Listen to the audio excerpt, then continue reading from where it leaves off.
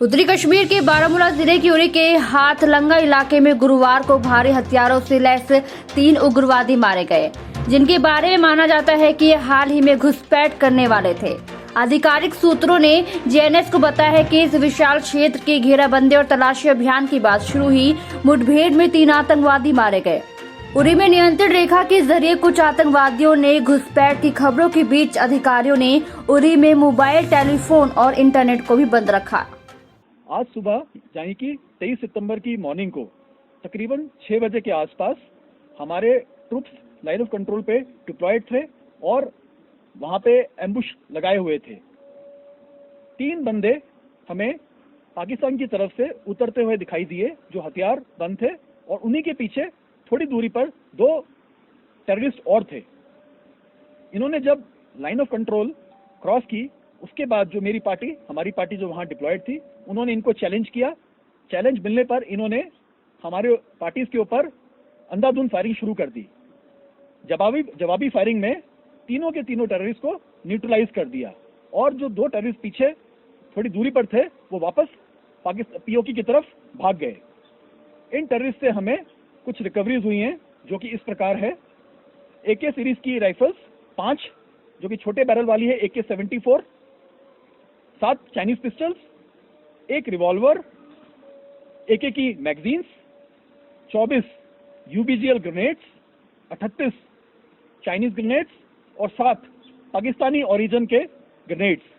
साथ ही साथ 35,000 रुपए इंडियन करेंसी, 10,300 रुपए पाकिस्तानी करेंसी, कुछ खाने पीने की चीजें और कुछ टोबैको लाइक सब्सटेंस हमें इनसे मिला है। शुक्रिया।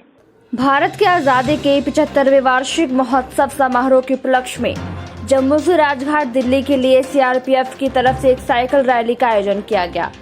इस साइकिल रैली को जम्मू कश्मीर के उपराज्यपाल मनोज सिन्हा ने हरी झंडी दिखाकर जम्मू से दिल्ली की ओर रवाना किया। जम्मू से रवाना होने के बाद सांबा में CRPF के वरिष्ठ अधिकारियों ने इस साइकिल रैली का भव्य स्वागत किया है। उसके बाद पूरी सुरक्षा व्यवस्था के साथ साइकिल रैली को दिल्ली की ओर रवाना कर दिया। जैसा कि पहले भी बताया गया है, ये बाई रैली जो स्वतंत्रता का अमृत महोत्सव के कार्यक्रम के तहत मनाई जा रही है, और इस क्रम में CRPF के 4 कोनों से, रादर 4 दिशाओं से, कन्याकुमारी से, जम्मू से और गुजरात से और जोरहाट असम से हमारी 4 रैलियां निकली हुई हैं। और ये विभिन्न क्षेत्रों, इनका मकसद ये है कि विभिन्न क्षेत्रों से ये गुजरेंगी और जो स्वतंत्रता का अमृत महोत्सव है उसके बारे में लोगों में एक जागरूकता का अभियान पैदा करेंगी, एक देशभक्ति का जज्बा पैदा करेंगी। तो निश्चित रूप से जहाँ तक अगर आप देखें कि हम लोग सुरक्षा व्यवस्था में तैनात होते हैं, सुरक्षा के लिए आप कहीं भी जो डिस्टर्ब इलाका खास करके वहाँ पे आप हमारे जवानों को 24/7 पाएंगे। वहीं पर अगर देशभक्ति की बात आती है या सामाजिक कार्यों को बढ़ावा देने की बात आती है तो वहाँ पर भी CRPF बढ़ चढ़ करके आती है। तो जैसा कि हमने बताया, इन 4 भागों से CRPF की रैली शुरू हुई है और इसका कल्मिनेशन 2 अक्टूबर को राजघाट नई दिल्ली में होगा। आप लोगों को मालूम है कि 2 अक्टूबर महात्मा गांधी का जन्मदिवस भी है।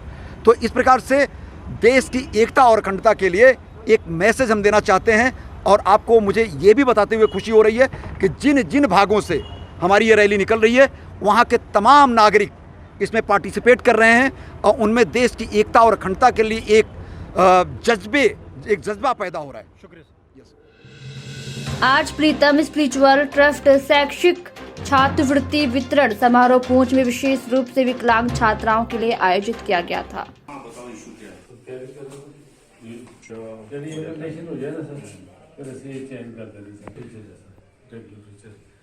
जो बच्चों को और बच्चियों को सपोर्ट कर रहे हैं, उनके लिए एक परसेप्शन चेंज करने का काम हो रहा है। जो स्पेशली एबल्ड बच्चे हैं उनको अपना जीवन व्यतीत करने में और अपना कार्य करने में मुबारकबाद है। एक बच्ची है जिसने बहुत अच्छा एकेडमिक एक्सेलेंस किया है, उसको भी हम कंग्रेचुलेट करते हैं और ऊपर वाले से दुआ करते हैं कि उसकी लगन लगी रहे। स्वतंत्रता की आत्मा बांदीपोरा गर्ल्स स्पोर्ट्स फेस्टिवल का समापन 18 सितंबर 2021 से 22 सितंबर 2021 तक शेर कश्मीर स्टेडियम में मानसबल सेक्टर के तत्वाधान में बांदीपोरा आरआर द्वारा आयोजित किया गया। 5 दिवसीय अतिरिक्त कार्यक्रम का उद्देश्य खेल को बढ़ावा देना है और महिलाओं को सशक्त बनाना था।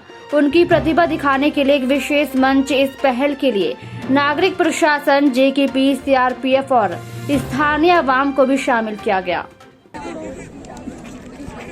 नौकरी करने का, पढ़ने लिखने का, खेल कूद में आज़ादी जहाँ मिलती है वो माशरा हमेशा प्रोग्रेस करता है, लेकिन जिस माशरे में ये आज़ादी लड़कियों से छीन ली जाती है वो माशरा हमेशा खोखला रहता है। तो यही एक मैसेज है जो हम सोसाइटी को और कश्मीर में और पूरे भारत में ये मैसेज देना चाहते थे, जिसके लिए हमने ये एक स्पोर्ट्स फेस्टिवल गर्ल्स का, जिसका नाम हमने रखा स्पिरिट ऑफ फ्रीडम। ये 3 दिन का इवेंट था और मुझे बहुत खुशी है कि इसमें कम से कम 700-800 लड़कियों ने बढ़ चढ़ के हिस्सा लिया। और आपके ज़रिए सोसाइटी को मैं ये एक मैसेज देना चाहता हूँ कि हमें लड़कियों को पूरी आज़ादी देनी चाहिए। और हाल के ओलंपिक्स अगर आप देखिए तो उसमें सबसे ज़्यादा जो मेडल हैं वो लड़कियों ने ही लाए हैं। तो ये हमें एक सीख यहाँ से मिलनी चाहिए और सोसाइटी को, लड़कियों को आगे और सपोर्ट करना चाहिए। आजादी का अमृत महोत्सव के तहत fit India freedom run 2.0 rally का आयोजन शिक्षा विभाग पूंछ द्वारा किया गया था। इस आयोजन में पूंछ जिले के सैकड़ों युवाओं ने उत्साहपूर्वक भाग लिया और फिट इंडिया मूवमेंट और आजादी का अमृत महोत्सव का नारा लगाया। इस कार्यक्रम का आयोजन शिक्षा विभाग पूंछ द्वारा किया गया है। युवा सेवाओं और खेल विभाग के सहयोग से उन्होंने आगे कहा कि युवाओं की सक्रिय और सक्षम भागीदारी से ही एक नया भारत बनाने का प्रधानमंत्री का सपना सफल होगा।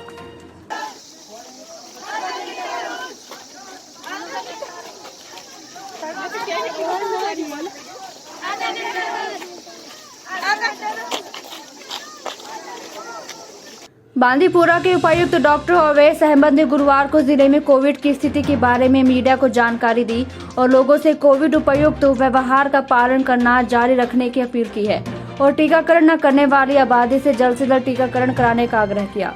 उन्होंने कहा कि टीकाकरण की प्रक्रिया जोरों पर चल रही है और टीकाकरण न कराने वाले लोगों से जल्द टीकाकरण कराने की अपील की गई है। उन्होंने कहा कि कोविड-19 की स्थिति में धीरे धीरे सुधार हो रहा है और जिले में बड़े पैमाने पर शुरू किए गए नियंत्रण क्षेत्रों में व्यापक परीक्षण और टीकाकरण अभियान के कारण रिकवरी दर में सुधार हो रहा है। गया फेज 1 के बाद कि काफ़ी देर तक स्टेबिलिटी मेंटेन रही और उसके बाद अगर फेज 2 के लिए केसेस वापस बढ़ने लगे तो ये बड़ा क्रिटिकल स्टेज है और इसमें हम जो आगे की इन्फेक्शन है उसको प्रिवेंट कर सकते हैं, जो कि हमारे पास सबसे बड़े हथियार हैं वो वैक्सीनेशन है और उसके बाद कोविड अप्रोप्रिएट बिहेवियर है उसको फॉलो करके। तो जो हमारा आज का वैक्सीनेशन का स्टेटस है, ओवरऑल जो हमारा 18 ईयर्स प्लस की जो डोजेज़ हैं वो 70% क्रॉस कर चुकी हैं और जो सेकंड डोज है वो 31% लग चुकी है। ये भी हमारी पर वीक देखा जाए तो इम्प्रूवमेंट अच्छी चल रही है और जिस तरह से वैक्सीन लगाए जा रहे हैं हमारे जो दिन के टारगेट्स रहते हैं वो 5,000 से 8,000 के बीच में लगाए जा रहे हैं, जो कि एक अच्छा अमाउंट है। आज एएसपी नवाज चौधरी द्वारा तहसीलदार हवेली अंजुम बी खटक के साथ पूंछ के मुख्य बाजार में नागरिकों द्वारा कोविड एसओपी और उचित व्यवहार को जानने के लिए दौरा किया गया, जिसके दौरान प्रशासन के साथ साथ पुलिस ने पूंछ के लोगों को कोविड की सावधानियों के बारे में बताया। अधिकारी ने महामारी में मीडिया की भूमिका को उचित ठहराया और अपील की है कि कोई भी बिना मास्क के बाजार में प्रवेश न करे।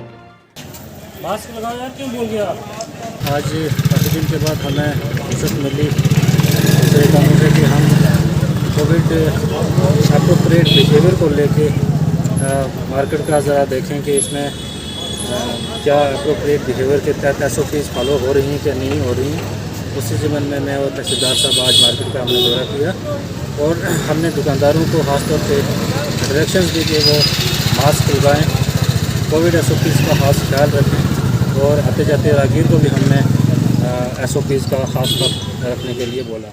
बीजेपी के वरिष्ठ नेता जावेद कुरैशी गुरुवार को अपनी मौसी के निधन पर शोक व्यक्त करने के लिए वारसुन कुपवाड़ा स्थित बीजेपी एसटी मोर्चा के राज्य सचिव मुश्ताक चौधरी के आवास का दौरा किया है। एक शोक संदेश में कुरैशी ने अपनी चाची के नुकसान को बहुत ही दुर्भाग्यपूर्ण करार दिया है और उनकी शाश्वत शांति के लिए प्रार्थना की है।